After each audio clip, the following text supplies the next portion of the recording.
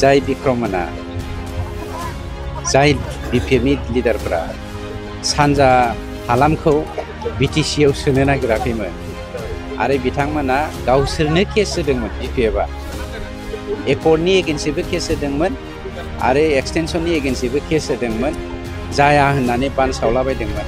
बेफोरबायदि मानसिफ्रा दा बान्स माने होजों थांनानै रायजो राजाफोरखौ बुरखायनाया एसे गोरलै नङा। बर'फ्रा जाम्बा रोंलाथ'। गोदो नोंगौ गाइखेर फाननानै जौ लोङोमोन, बिदि होननानै दासान्दि सानजानि बर'फ्रा माने गाइखेर फाननानै जौ लोङो, खिन्थु दिनै जोंनि बर'फ्रा जौ फाननानैसो गाइखेर लोङो। मोनफ्रोमबो बियाबावनो इउपिपिएल दोलोखौ मा होनो अल्टारनेटिभ वे हिसाबै गासैबो जाति जनगोष्ठीया एक्सेप्ट खालामबाय। माने सान्ति, खौसेथि, गोरोबलायनाय आरो जौगाथाय बेनो मोनसे समाजावहाय राजखान्थि गेलेनायनि गुबै मन्त्र आरो बेफोरखौ लानानैनो मानसिफ्रा राजखान्थियाव बाहागो लायो, जायनि जाहोनाव बे अल्टारनेटिभ वेखौ मानाव गेदेरसि प्रमद बर' बिथांनि दैदेननाय इउपिपिएल दोलोखौनो मोनबाय, जेराव बेखायनो रायजो राजाफ्रा ज' ज' जाजायफैदों आरो बे जोंनि थाखाय मोनसे जुगामियै हारि दानाय, समाज दानाय, गासैबो जाति जनगोष्ठीखौ लानानै जौगालांनायाव दैदेननायनि मोनसे नेरसोन एबा सिनायथि। फैबाय थानाय नैबे 15 जुलाइनि उनाव बिपिएफनि माखासे लाइमोन गावखौनो बिक्रम, प्रहलाद लोगोसे माखासे दैदेनगिरिफ्रा माने सानजा फारसे गुफुर फारसे थांनानै मबिलाइज खालामनायनि खोथा बुंदों। बेखौ माबायदि बुंगोन नोंथाङा?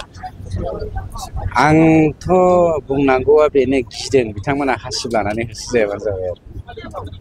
मानोना जाय बिक्रममोना जाय बिपिएफनि लिडारफोरा सानजा हालामखौ बिटिसिआव सोनो नागिराखैमोन आरो बिथांमोना गावसोरनो केस होदोंमोन। बिपिएफआ एकर्डनि एगेन्स्टैबो केस होदोंमोन आरो एक्सटेनसननि एगेन्स्टैबो केस होदोंमोन, जाया होननानै बान्स सावलाबायदोंमोन।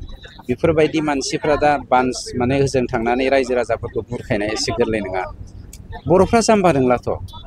गोदो नोंगौ गाइखेर फाननानै जौ लोङोमोन, बिदि होननानै दासान्दि सानजानि बर'फ्रा माने गाइखेर फाननानै जौ लोङो, खिन्थु दिनै जोंनि बर'फ्रा जौ फाननानैसो गाइखेर लोङो।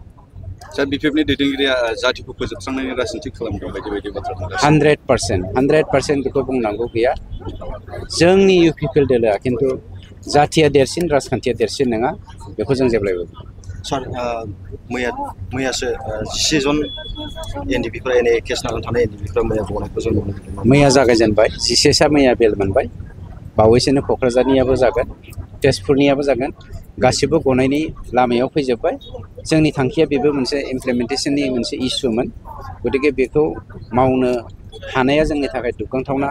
आरो गोबाङा बुंनो नागिरो दा गेम गेलेनो नागिरो रायजो राजानि सिगाङाव थांनानै प्रमद बर'आ जेबो मावाखै। बेखौ मावाखैमोनब्ला सेन्ट्रेलनिफ्राय एनआइए केसखौ उइथड्र खालामना लाबोनानै दिनै जों बेल मोननायनि अबस्थासिम लाबोनो हाया। Thank you sir.